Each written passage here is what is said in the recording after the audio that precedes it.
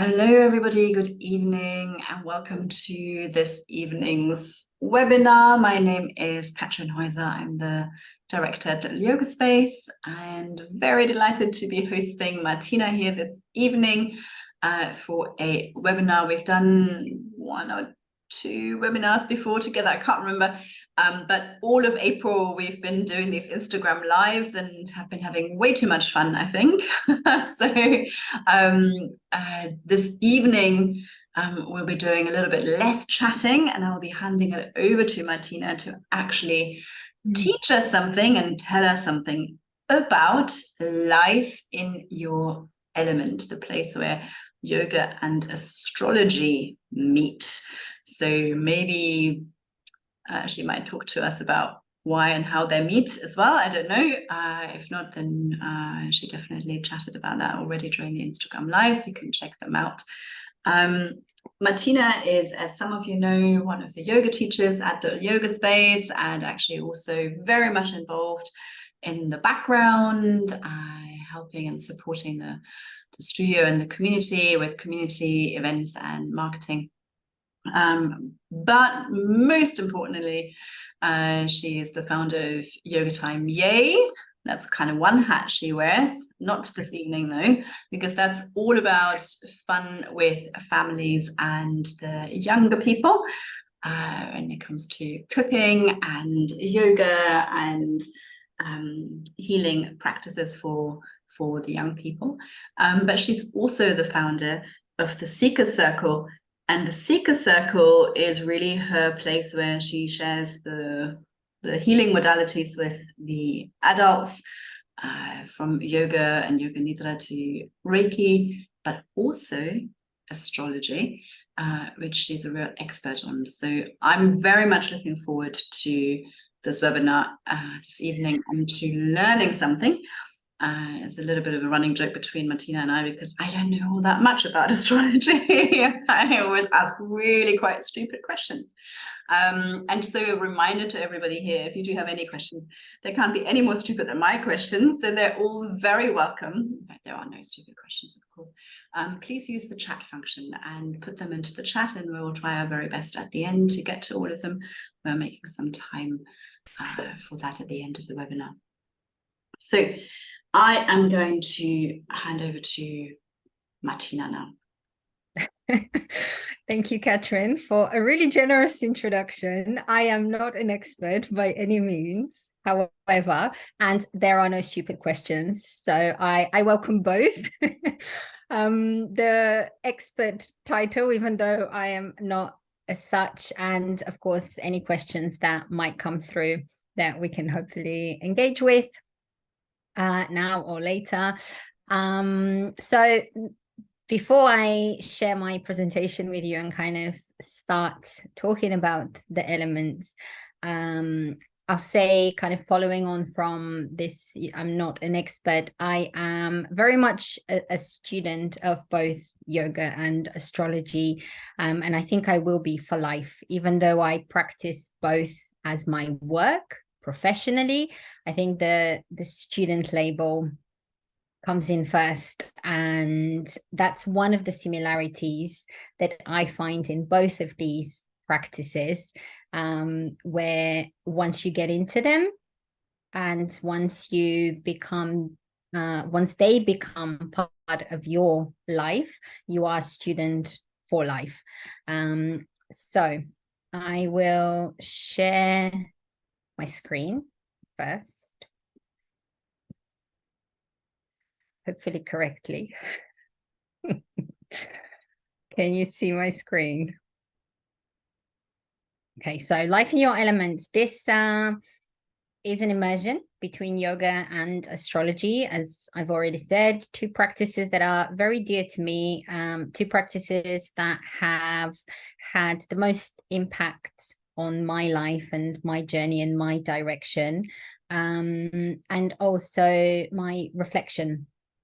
So both of them for me are very much connected, and for time's sake, the webinar today is going to focus on astrology more than yoga. However, I will touch upon that as well. And so I have life in your element here and the elements as a whole. Before we look at this, I invite you to close your eyes if that feels good, if that is comfortable right now, and you're just sitting somewhere nicely, quietly, not driving or operating heavy machinery. So it feels good. Soften the gaze or close the eyes. And just pause for a moment. Imagine standing barefoot on a meadow out in the open. The sun above you shining and warm. The air fresh, tickles your cheeks. You stand there listening to the sounds of water streaming down from the mountain. You inhale. You exhale. Breathing. Alive. And you can open your eyes if you had them closed. So everything in the universe is created with 5 elements: earth, water, fire, air, and space, ether. They're the building blocks of everything around us and also everything within us. In yoga, we have 5 elements, as we do in other Eastern practices. They are earth, water, fire, air, and space. In Western astrology, however, we work with 4: earth, water, fire, and air. And we are all a variation of these 4 elements in our so-called composition. And they're really the foundation of astrology when it comes to reading charts or finding ways that we can function at our best. And so in Western astrology, the 12 zodiac signs fall within 4 groups based on earth, water, fire, and air. Each of these groups has its own characteristics, creating an interconnected relationship to our well-being. This is why they're so foundational, because how they connect to each other, and we've spoken a little bit more about this topic of relationship between each of the elements during the lives. And so that's really important. Before we even begin to unravel the entire chart, one of the things that can really stand out is our elemental composition. So we have fire. In astrology, we begin with fire, as it's the first sign of the wheel that we associate with a fire element, and that's Aries. So Aries, Leo, and Sagittarius. I've put them under the burn the excess theme. They're hot, dry, and ardent. Then we have the earth signs. So we follow on to the second sign, which is Taurus. That's Taurus, Virgo, Capricorn, 3 earth signs. They like to keep it real. They're heavy, cold, and dry. We have the air signs, Gemini, Libra, Aquarius. Mind the reason. That's my title for them. And if you've watched the lives, you know I like words and I like play on words. And they're light, hot, and wet. And then finally, we have the water signs, Cancer, Scorpio, Pisces. Feel the chills. They're all about our emotions, and they're cold, wet, and soft. And so when we begin to add layers to the zodiac signs, we also turn to 3 modalities, and they help us understand further how some of the characteristics can be expressed in similar ways. So we have cardinal, fixed, and mutable. The cardinal signs are the signs that we start the seasons with. So Aries, Cancer, Libra, and Capricorn, they're the start.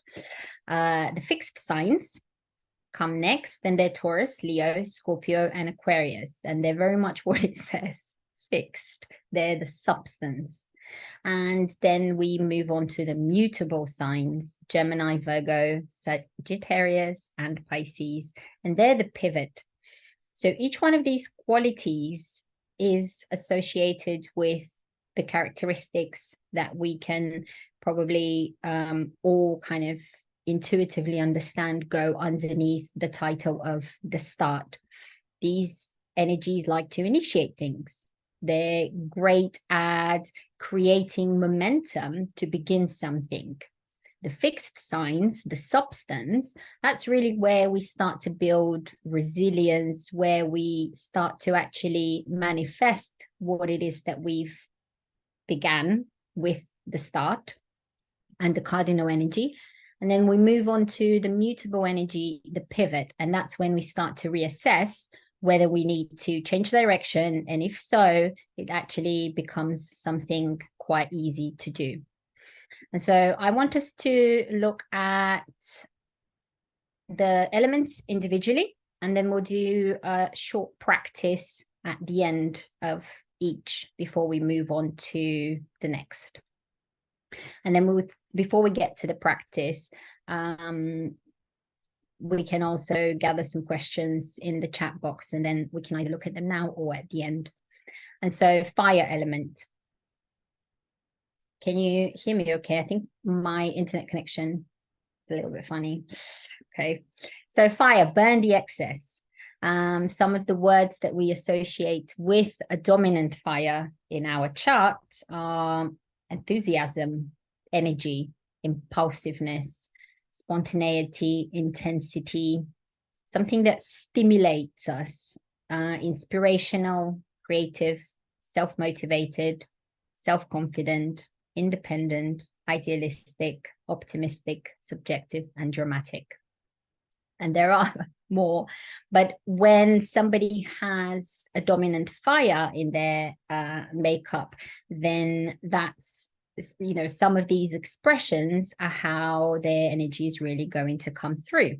And they will also operate throughout life as some of these qualities. And maybe you can begin to question whether you express some of these qualities. And if so, whether you express them in ways that are helpful to you, or whether you, in fact, could be deficient in some of these. And when we move to look at a deficiency of fire in our chart, then we often become pessimistic, apathetic, selfish, uninvolved, depressed, overdramatic, unmotivated, unexcitable, and unexpressive. If we are falling within a category of deficient fire, then we can really begin to not want to live life from kind of our inner resources. We are unable to find those inner resources to be able to function well, to be able to feel inspired and feel alive. Fire is an element that we associate with spirit. So that word inspirational, inspired, is really important for us when we're either dominant fire. So we have a lot of that, and we sometimes would need to contain it and bring it back down to earth. Or whether we're deficient, then we truly feel really unmotivated to move through life. And again, you can also begin to question yourself if there are deficiencies of fire within your life, and kind of which areas of life they might be expressing themselves. And so how can we increase some fire? Movement, dancing, exercise, shaking, jumping, Kapalabhati breathing, visualization, food, art, creativity, and sun salutations. So the common thread through these really is movement. If you want to increase your fire, get the body moving. And that can be something that's quite simple, just a few minutes of sun salutations or an intense pranayama practice. And it can also be just visualizing.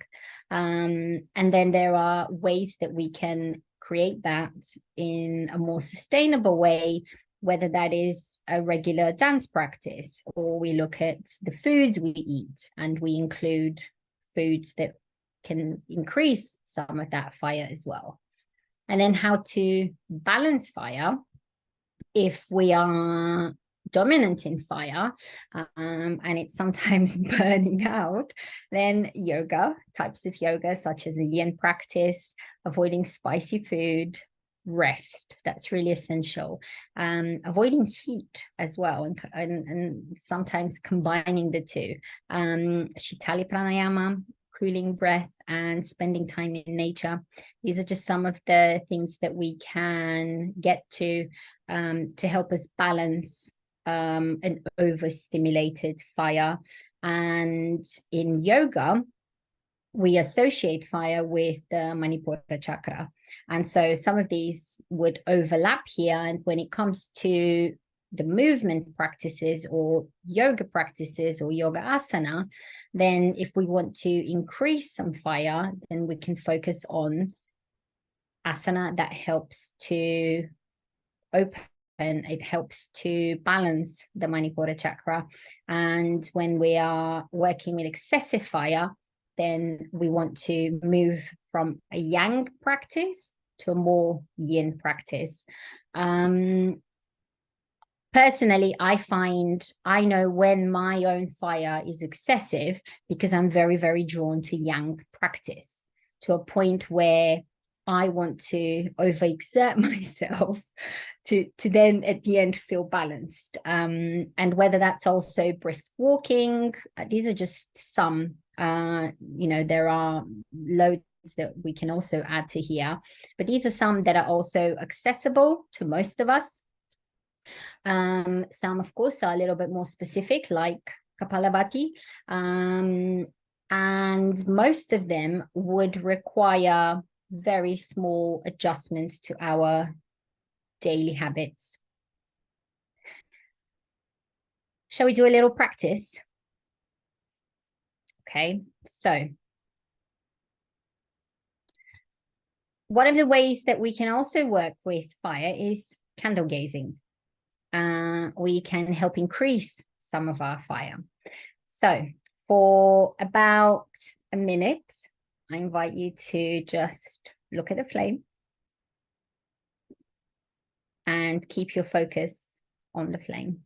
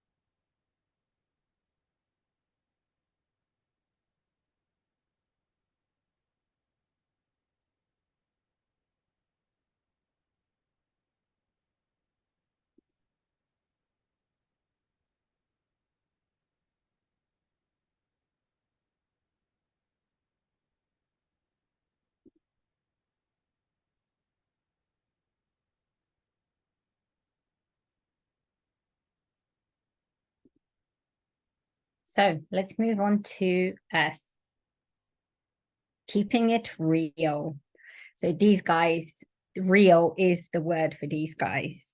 If you're dominant in earth, oftentimes we tend to be really practical, very materialistic, very focused on the 3D reality and on our material world, very down to earth, enduring, dependable, stable.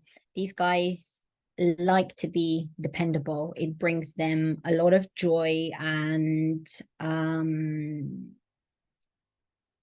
kind of self affirming qualities when people are able to depend on them.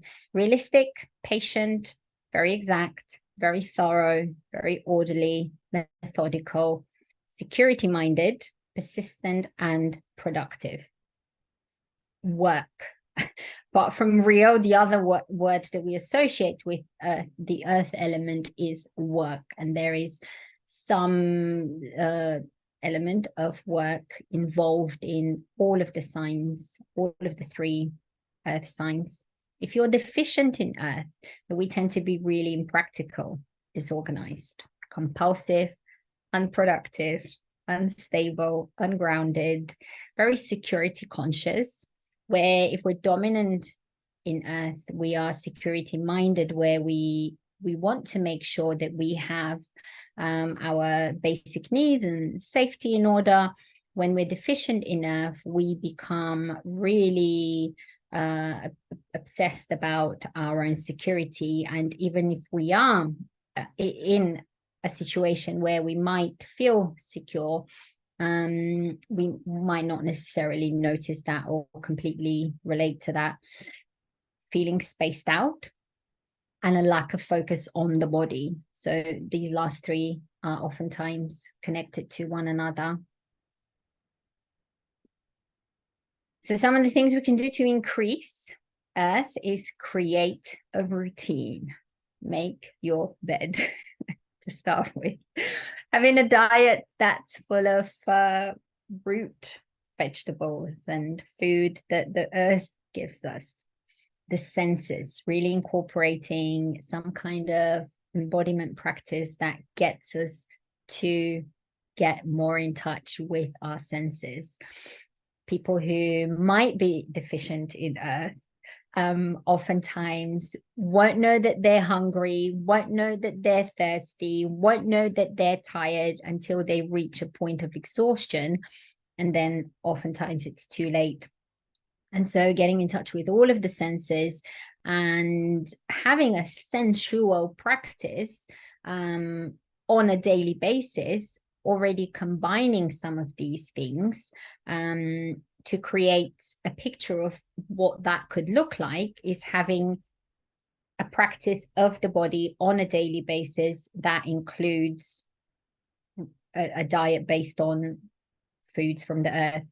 Earthing is another practice that we can really do to increase some of the earth element. Gardening, so getting our feet and hands into the earth, spending time in nature. That's a common one you will see throughout, because as we began with the little visualization, of course, we find all of the elements in nature. And so that's the one that can really help us incorporate all 4. And then cleaning, that's the last one. So especially for the Virgos out there, creating a routine around cleaning is also really important to increase some of that missing earth. How to balance earth. Eat lighter foods. Puzzle and games. When we want to balance earth, we oftentimes forget to have fun. We're really involved with the serious, practical, all the kind of stable parts of life.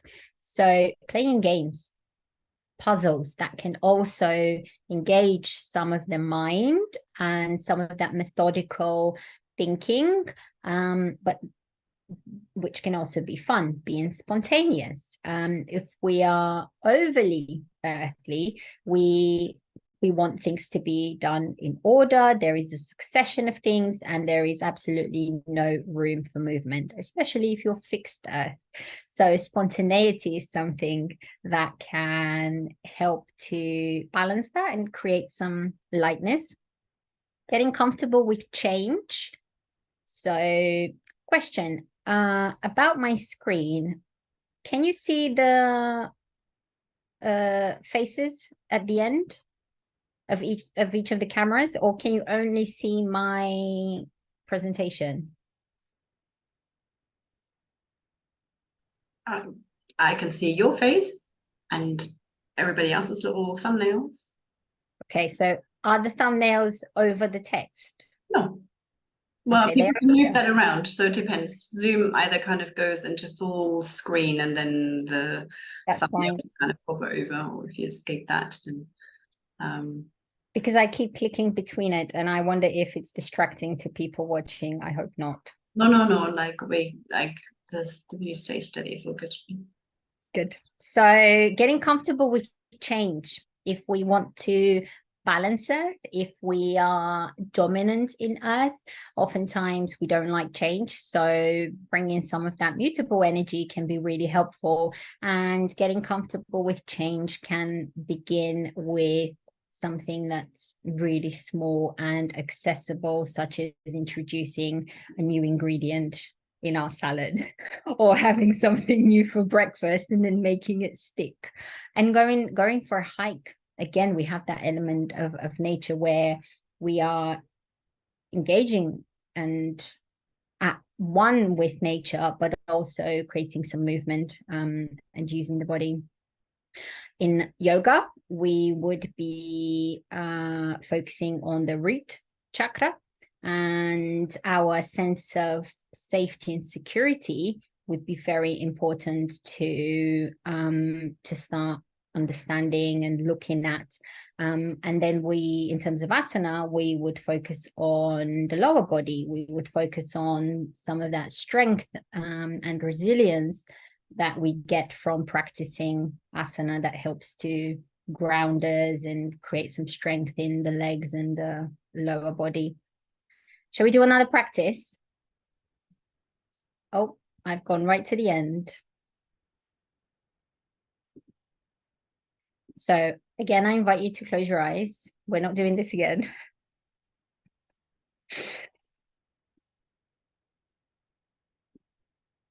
There we go.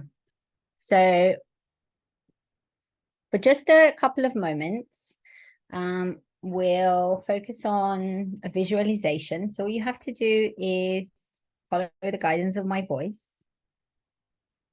Perhaps taking a deep breath in through the nose. And then open the mouth side out.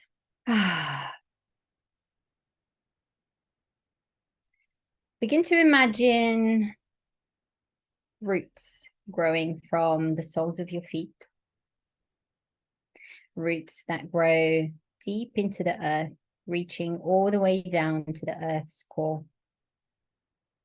And there, your roots, they wrap themselves around the earth's core once, twice, 3 times, giving you strength, grounding, and stability. Now begin to imagine drawing that strength, that grounding, and that stability from the earth's core all the way up your roots, all the way until you reach the soles of your feet again. And there, your roots turn into bright white light that starts to completely envelop you, creating a bubble, a protective bubble of bright white light all around you, where you are safe, loved, and protected. And you may go to this bubble of protective white light whenever you wish.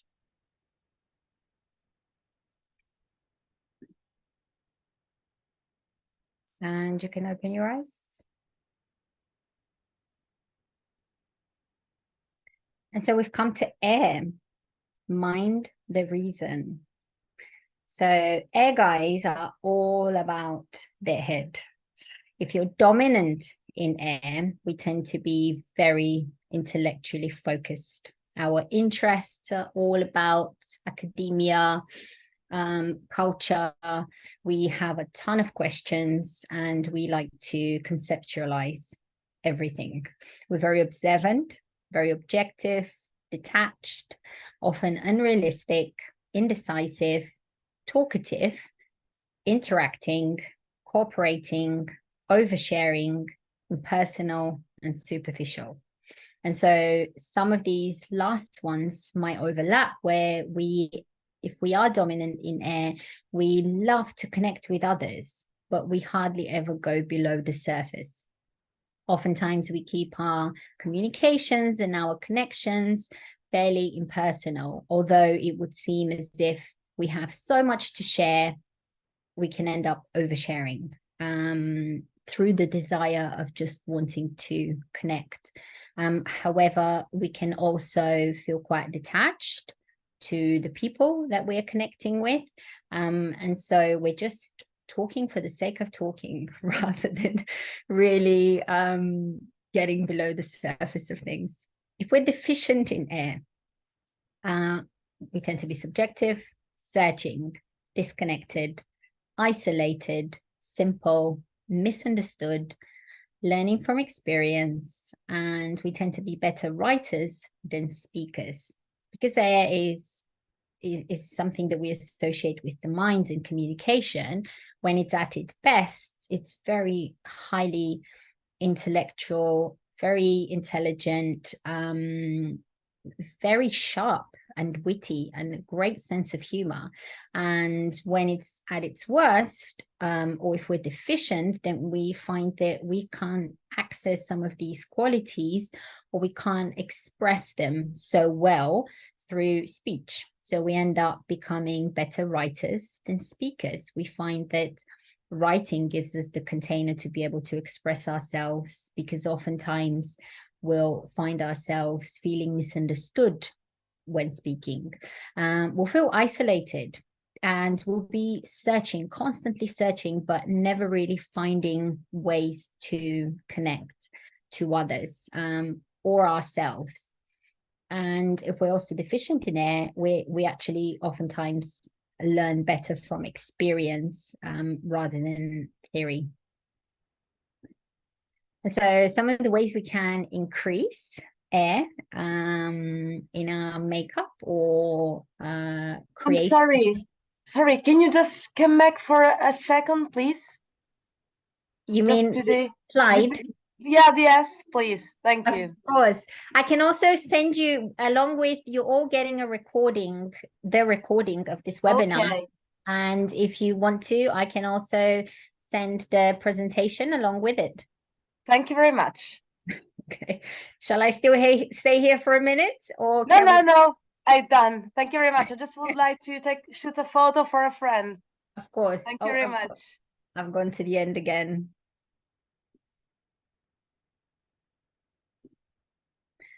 Okay, we've done this. There we are. How to increase air. Pranayama, it's the obvious one. Also movement. Air is associated with movement. Through the elements in astrology follow an order that's completely different to the elements in yoga. In yoga, we move from the dense to the lightest, and the lightest in yoga is air, before we get to that space element.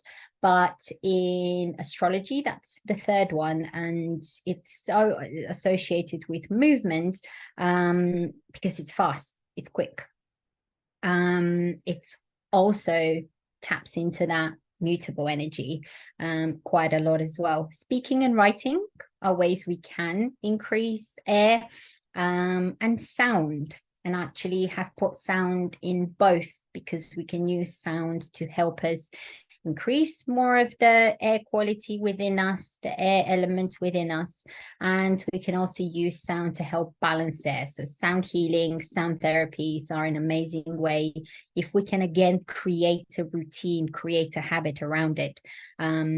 Rest and meditation are two ways we can balance air.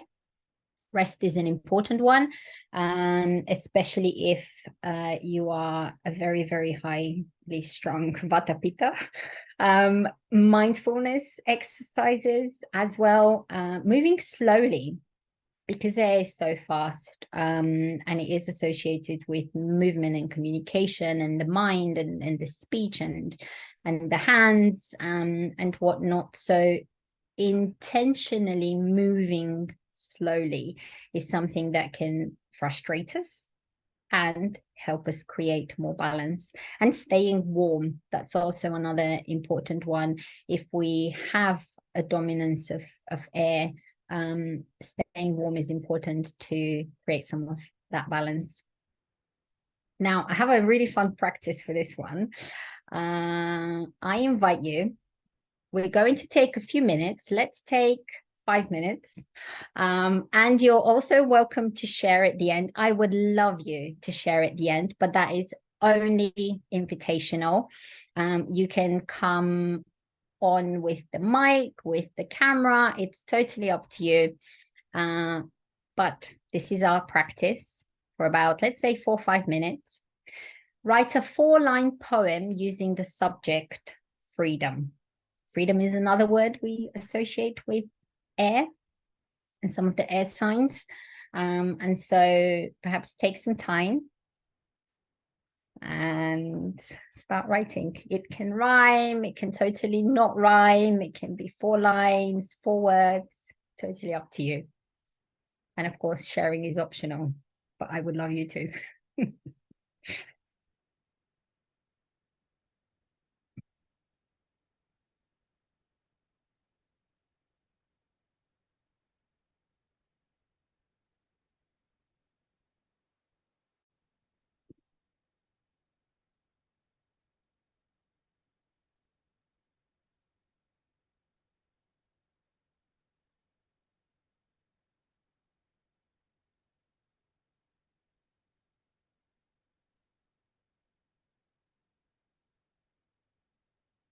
Minutes left.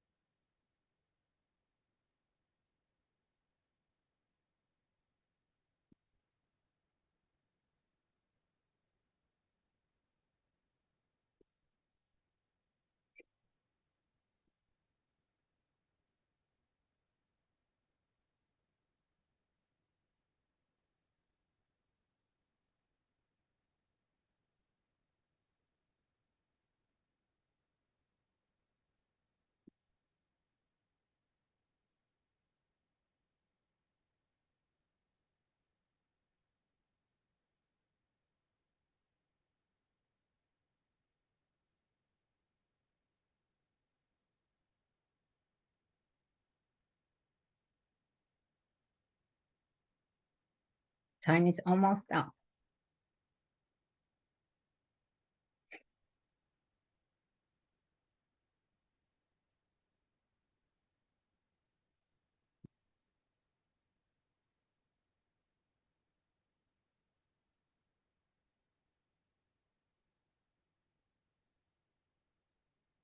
So would anyone like to share something that they have written, or you can put it in the chat box and I can read it there.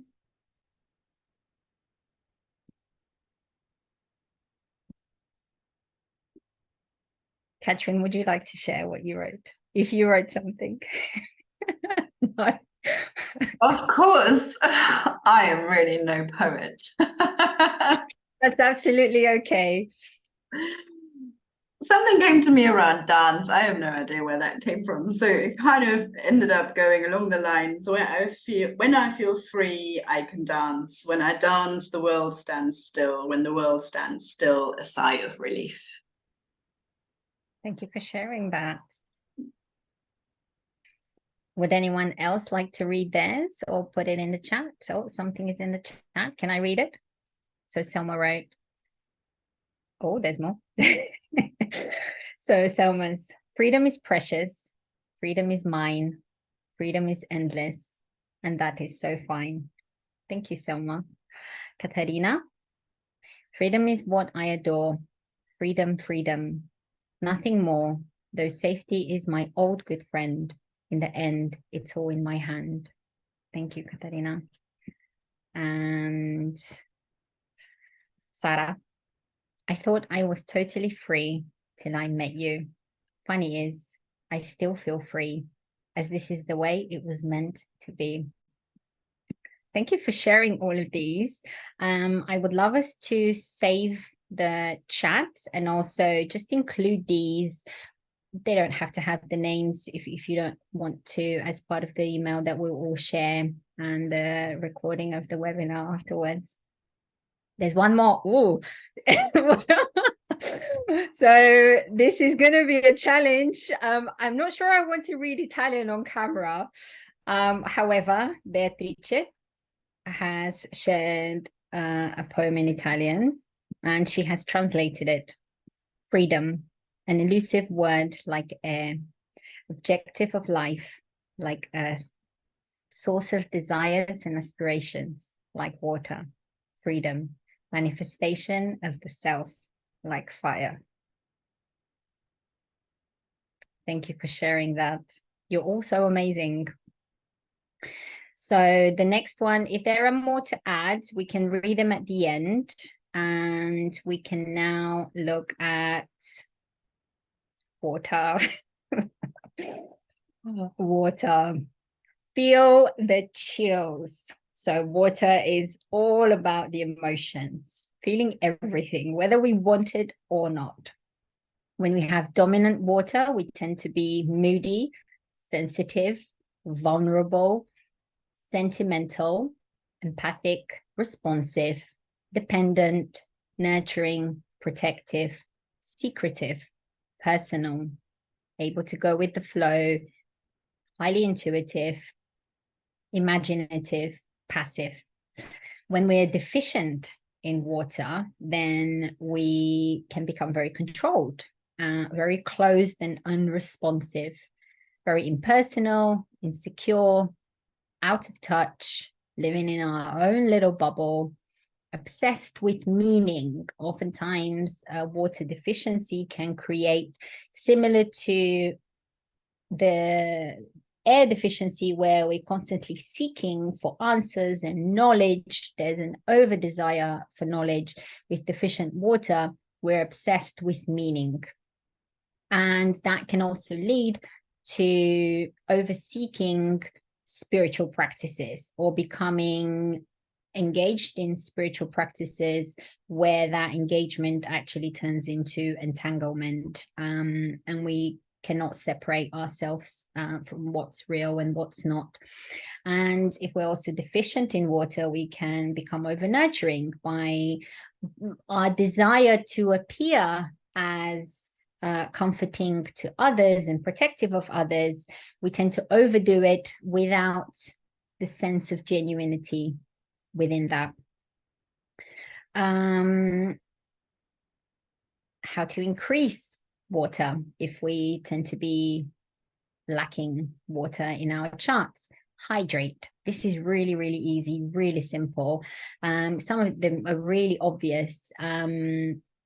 And again, a lot of them are very accessible. So making sure we stay hydrated. Meditation, as we spoke about water during the lives, we associate water in Eastern practices with silence and stillness. And really that's what some of us would associate meditation with, silence and stillness. Connecting to water, connecting to actual water, apart from hydration, connecting to water within, connecting to water on the outside, having a shower, having a swim, looking at the sea, drawing, being creative. That's something that we also do with fire. When we want to increase some of our fire, you know, we can express creativity in different ways. And so here, water signs are very creative. So drawing is something we can do. Eating natural sweet foods like dates and carrots. Writing is another one. And showing vulnerability. So connecting with people. When we're lacking water, we tend to not want to connect with others. We tend to kind of live in our shell, under our duvets, and creating opportunities where we can actually socialize with people within what feels comfortable, but also coming out of that shell to show some vulnerability and connect with others in a genuine way. And how to balance water, we can practice mudras, we can practice yoga, mindfulness exercises and techniques. We can have a good cry. That's always a great one to balance some water. Oftentimes, water and fire are very strong emotionally. And so letting those emotions be released through crying, through laughing, that's another one with fire that we can add, is really important. Having boundaries, so that's important for water as well. It's boundless. Music, listening to music, and taking naps. These are all my favorites, especially the last one. So shall we do a practice for this? I invite you to now stand up if that is comfortable to do. I have a very interesting laptop setup, so I will remain where I am, which is why I have a video instead of me demonstrating it. But in yoga, water is associated with our second chakra, and when we focus on asana, that helps to move the lower navel physically. We're starting to work with that element. So I have some hip circles for you here. If you are standing, Catherine, if you would like to join. And the rest of you, if you want to practice those in your chair or standing or just watch the video, it's up to you. So really just moving the hips from side to side. And I can do that as I'm also sitting down without, and then changing direction. I mean, in itself, this is quite fluid and flowy. It's also a little bit like seasickness. So one more time.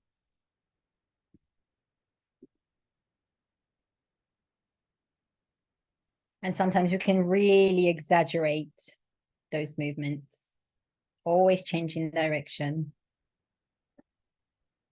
And by all means, adding the arms, the torso, the head.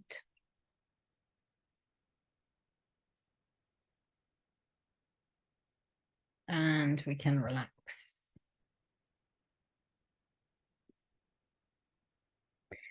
So I'll pause here and maybe give us a chance to have a little chat. If not, the next 4 things I'd like you to look at and talk through are each of the workshops, as the webinar and the lives are leading towards the immersion in person in Little Yoga Space Lisboa, starting this Sunday. And so I will be using, although we've looked at the elements in astrology in the order they go in astrology, during the workshops, we're going to structure the workshops in the way the elements go in yoga. So we start with earth. And the first workshop is called Unearth Your Grounding.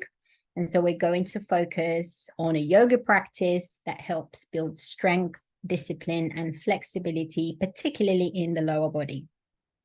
We're going to explore the earth element through some astrology theory by dissecting the past like a good Virgo through some reflective journaling, and then using the energy of Saturn to help build our future. So we become the architects of our future by creating our own manifestation board.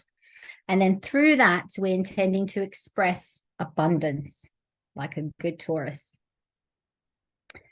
The second week is the following Sunday, 7th of May. We look at water, unravel your intuition.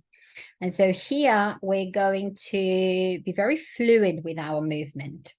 We'll begin a practice that helps to open parts of us that perhaps feel a little bit more blocked and stuck. And we're going to use yoga and creative movement to really open up ourselves to be able to receive life's magic. We're going to practice a partner meditation called Meet Your Moon in the face of others. So I'm hoping that would be a really interesting exercise where we are using some of that vulnerability of water. We're also using the receptivity of water, and the moon is a planet that we associate with the sign of Cancer, which is water. And then we'll end up writing a love letter to ourselves. We're really going to feel all the feels and rediscover our soul purpose through some creative questioning. We'll walk like Jupiter. I bet you wanted to do that today. We'll learn to release with the help of Pluto. And the practices will include movement through yoga and some creative exercises, partner work, meditation, and some creative writing. The third week, we meet for fire, and the workshop is called You Are Stardust. We'll start with a yang yoga practice that helps to open up the upper body and cultivate some drive. We'll become strategic like Aries through some creative exercises that help us to be really specific and define where and how in life, especially within the Aries energy of our charts, we can do more of that strategy, bring more of that strategy. We'll shine our generous heart like a lustrous Leo through some creative exercises and some individual as well as partner work. And we'll look at where your talents lie. Fire is as an element can be associated with talent and also performance.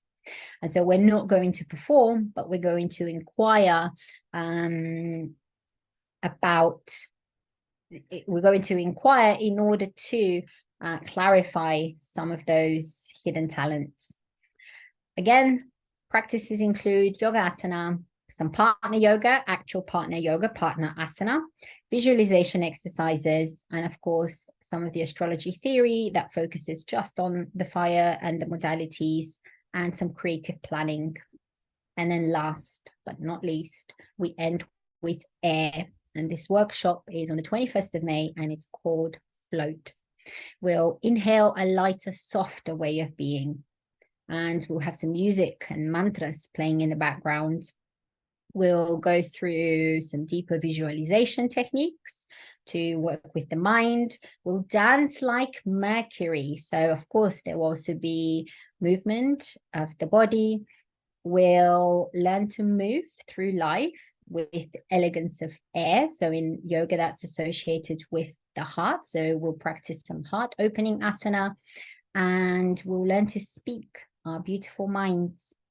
Again, through some reflective exercises, yoga, movement, the astrology theory, and also coming together to share if that is something comfortable to do at the end.